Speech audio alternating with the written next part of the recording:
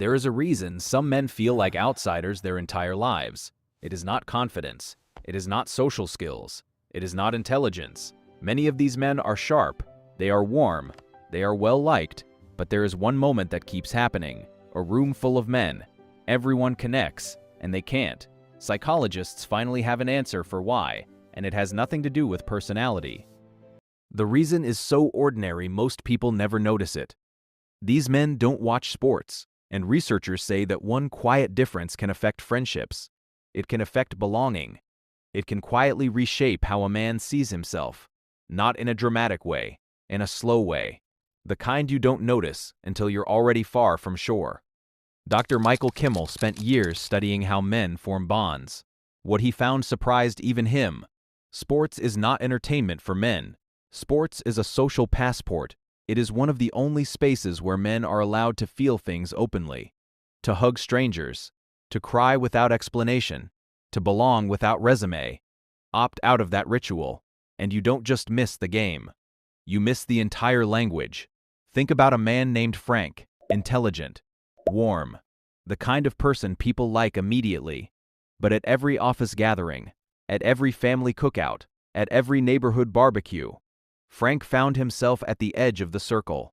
Not because he said the wrong thing, because when sports came up he went quiet, and in that silence something told him he didn't belong there. He started doing something without realizing it. Every time sports came up, he pulled out his phone, not because he had messages, because it gave him something to do while everyone else connected.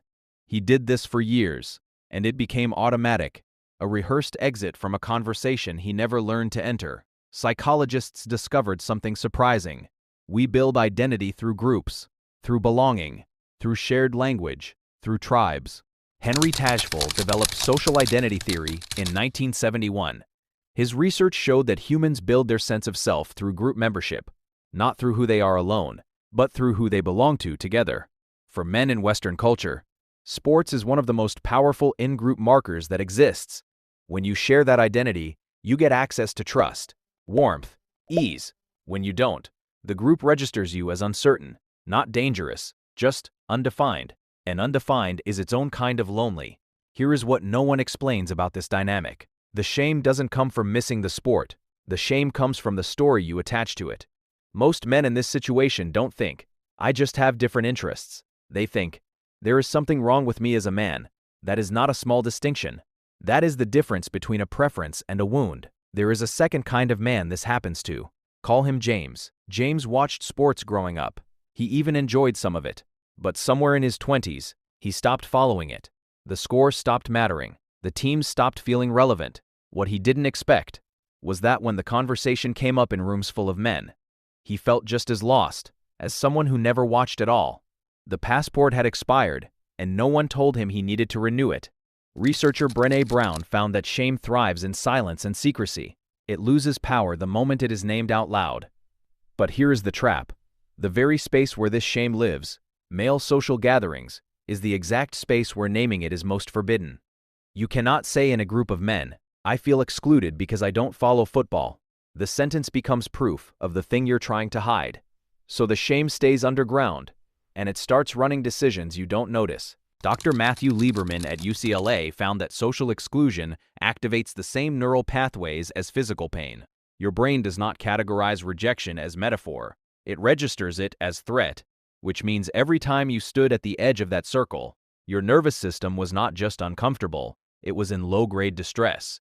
And over years, that distress becomes a background hum. A slight tightness before walking into rooms with groups of men, a flinch before sports comes up, a practiced invisibility. Here is what the research actually tells you. The problem was never that you don't watch sports. The problem is that you accepted someone else's definition of what makes a man worth knowing. Tajfel's own framework contains the exit. Identity is not assigned to you, it is selected. You choose the in-groups that reflect who you actually are. And when you find those groups, the belonging doesn't sit on the surface. It runs all the way down. Frank eventually stopped reaching for his phone. Not because sports suddenly interested him, but because he stopped needing it to. He found his room, the one where his fluency was not a liability. You were never broken. You were in the wrong room. And now you know the difference. If this described something you've been carrying for years, leave TIM one word in the comments. Just one word that describes the feeling of standing at the edge of that circle.